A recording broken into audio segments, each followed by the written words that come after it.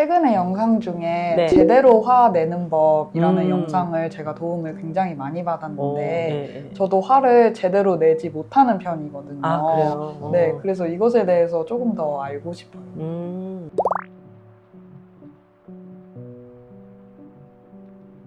아, 화를 내지 않는다? 화를 내야 될 상황에서도 참는 편인 것 같아요. 아, 내가 화를 내야 되는데 그거를 이제 참는다는 거죠. 네, 예, 화가 예. 나는 상황에서. 화가 나는 상황에서. 사실은 현대인들이 대부분 다 이런 상황이 많죠. 막 우라가 치밀어도, 그쵸? 화가 막 치밀어 올라도 우리는 그걸 참잖아요. 특히 기업의 리더들이 이 착한 리더십을 발휘해야 돼 라고 해서 이 올라오는 감정을 참는 경우가 많고, 또 이제 부모들 같은 경우도 우리 애한테 내가 이렇게 화를 내거나 그러면 이 친구들이 좀 힘들어하니까 이걸 참고, 친구들과의 관계나 이런 부분에서 분명히 내가 감정적으로 굉장히 안 좋은 상황인데 전체 분위기 때문에 이거를 내가 참는 경우도 많고. 그런데 감정이라는 거는 우리 인간사에서 유일하게 현재예요. 지금 이 찰나의 순간에 올라오는 게 감정이에요. 그래서 이제 결국에는 뭐냐면, 그래도 내가 화가 났다라는 거를 아는 거죠. 화가 났다라는 거를 아는 것만으로도 그래도 좀 마음 관리에 어느 정도는 좀 하고 있다. 왜냐하면 감정은 굉장히 찰나에 왔다가 사라지거든요. 근데 많은 사람들이 사라진다고 하지만 사라지는 게 아니라 내 몸 어딘가에 이제 이게 저장이 되게 돼 있어요. 근데 이제 중요한 거는 우리가 어떤 감정이 올라왔을 때 그거를 주인이 알아봐 주지 않으면 얘는 삐져요. 특히 부정적인 감정이 올라왔을 때는 그거를 참는 것보다 나를 살펴야 된다고 얘기하고 싶어요. 이제 내가 화가 났잖아요. 그러면 화가 났구나, 요거를 먼저 알아봐줘. 그 다음에 이제 두 번째는 화를 나게 한 어떤 원인이 있잖아요. 그 원인에 대해서 내가 또 정리를 해야 돼. 내가 뭐 때문에 화가 났구나. 그 다음에 부정적인 감정과 생각은 반드시 원하는 게 있는데 이루어지지 않았을 때 올라와요. 그러면 내가 이 화나는 감정이 원하는 게 뭐지? 이거를 이렇게 레이더 찍듯이 찾아가야 돼. 그럼 한번 해볼까요? 그 최근에 화나는데 참았던 사례가 있어요? 네. 그러면 이제 그때 화가 났잖아요. 그러면 뭐 때문에 화가 난 거예요? 이유. 예의 없는 친구의 말 때문에 화가 난 적이 친구가 예의 없이 굴었네요. 네. 근데 나는 그 예의 없는 친구 때문에 화가 났어요. 근데 나는 어떻게 했어요? 저는 그냥 그 상황을 회피했어요. 회피했어요. 네. 그러니까 계속 생각나죠? 네. 그쵸? 그래서 중요한 거는 이렇게 한번 화났는데 내가 회피하든 아니면 참아내든 하잖아요? 그럼 그 감정이 내 어딘가에 계속 나를 괴롭혀요. 그래서 그 친구만 보면 갑자기 금방 화가 올라와. 근데 중요한 거는 그 친구랑 비슷한 사람만 봐도 얘가 막 올라와요.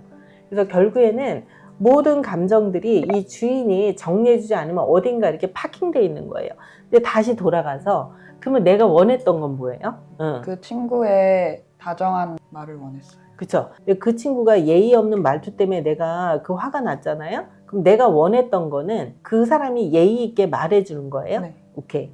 근데 내가 그 얘기를 그 친구한테 했나요? 아니요. 안 하고 또 이제 묵혔죠? 네. 그러면 이제 내 욕구도 내가 충족시켜주지 못한 거예요. 그러면 그 아주 작은 화나는 장면 하나 내가 참아냄으로 해서 내 삶에는 굉장히 복잡한 일들이 앞으로도 많이 생길 수 있다. 그래서 이제 중요한 거는 두 가지 방법이 있어요. 나 혼자 이렇게 그 감정, 생각, 갈망을 정리해서 혼자 얘기하는 방법. 그 다음에 정리해서 친구한테 얘기하는 방법. 먼저 본인한테 얘기하는 방법은 혼자 얘기하는 거예요. 내가 화가 났다. 왜냐하면 친구인 걔가 나한테 예의 없이 말했기 때문이야. 내가 원하는 거는 나한테 예의 있는 어투로 말을 했으면 좋겠어. 이렇게 하는 거예요. 한번 해볼래요? 내가 화가 났어.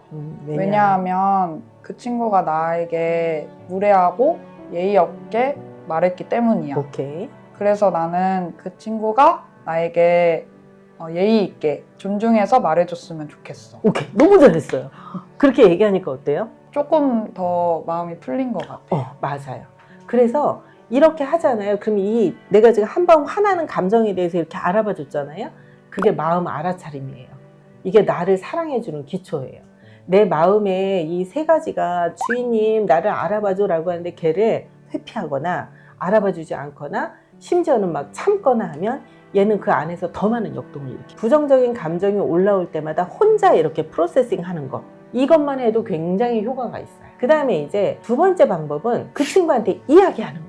내가 화난 걸 참으면 그 친구는 모를 수도 있어요. 해맑게 나한테 너무나 해맑게 또 무례하게 얘기할 수 있어. 그럼 이제 그 친구를 만나기 싫을 수도 있고, 근데 그 친구를 안 만나면 되지라고 하지만 절대 그렇지 않아요. 왜냐면 내 마음속에 얘는 계속 나의 짐으로 남아있거든요. 그래서 이제 두 번째 방법은 이 친구한테 이야기하는 거예요. 왜 그 친구한테 이야기를 하지 않을까요, 나는? 그렇게 말을 하면 관계가 틀어지거나. 맞아요. 네.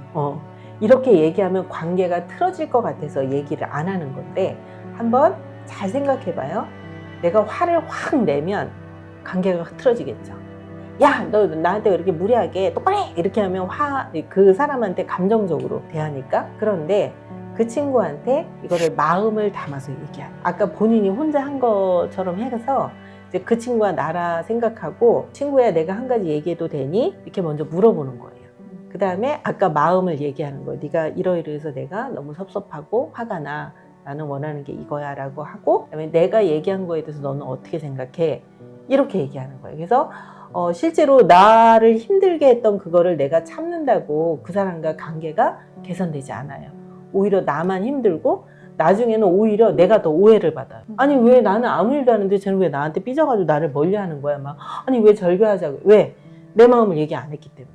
그러면 아까 나한테 한 것처럼 해서 이 친구한테 이걸 이야기하는 걸 한번 해볼래요? 네. 먼저 양해 구하고 마음을 아까 세 가지 얘기하고 이제 어떻게 생각하는지 한번 해보세요. 친구야, 내가 너에게 한 가지 말해도 되겠니? 뭔데? 나는 저번에 너가 나랑 만났을 때 나에게 했던 말이 나에게 무례하다고 느껴졌어.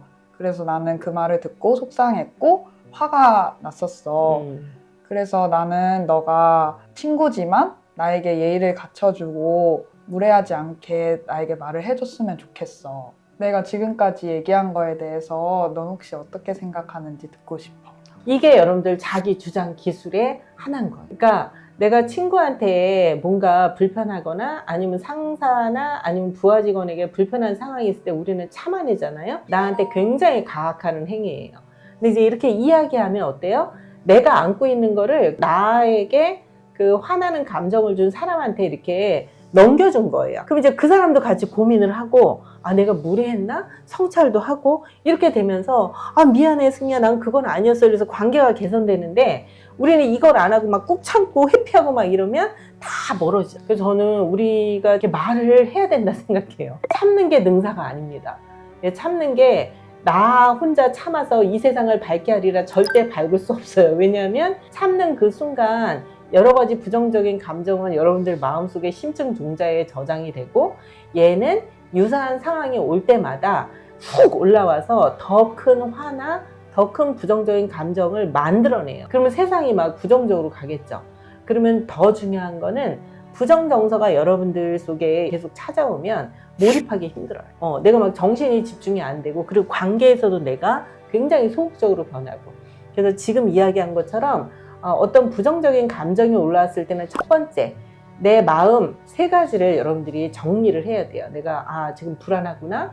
뭐 때문에 불안하지?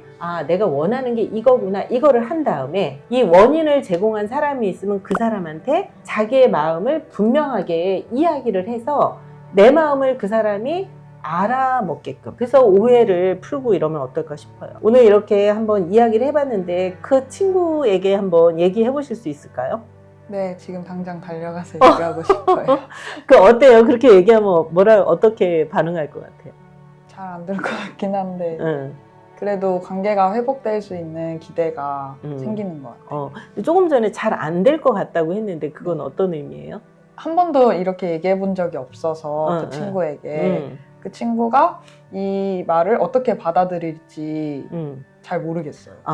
근데 그거는 염려하지 않아도 돼요. 이제 두 가지 질문을 했잖아요. 아까 내가 친구에 한 가지 얘기해도 돼? 이렇게 물어봤잖아요. 그러면 그 친구가 해! 라고 하는 순간 이 친구가 무슨 얘기를 하려고 하지? 이렇게 집중해서 그 얘기를 듣게 돼 있어요. 그리고 마음을 담았기 때문에 그러니까 생각만 얘기한 게 아니잖아요. 감정만 표출한 게 아니잖아요. 이 마음의 사묘서를 내가 정성스럽게 담았기 때문에 이 친구도 자기 마음을 서칭하면서 그 얘기를 들을 수 있어요. 내 이야기에 대해서 어떻게 생각해? 이렇게 물었잖아요. 그렇기 때문에 이 사람은 그냥 듣고 이게 아니라 거기에 답을 해야 돼. 그러니까 답을 하려다가 보면 아, 이 친구가 왜 이런 얘기를 하지? 아, 내가 그때 무슨 얘기를 했지? 이거를 이 사람들도 상기를 해서 아, 내가 그때 그 얘기가 이 친구한테 그랬나 보다. 또는 나는 그게 아니었어라고 변명할 수도 있고 이 친구가 아무런 반응을 못 할 수는 없어요. 왜냐면 묻고 했기 때문에 반드시 이제 승희님이 얘기한 거에 대해서 답변을 하게 돼 있거든요. 그래서 답변을 하게 되면 조금씩 열고 해서 관계가 개선되겠죠. 근데 의외로 더 친해질 수 있어요.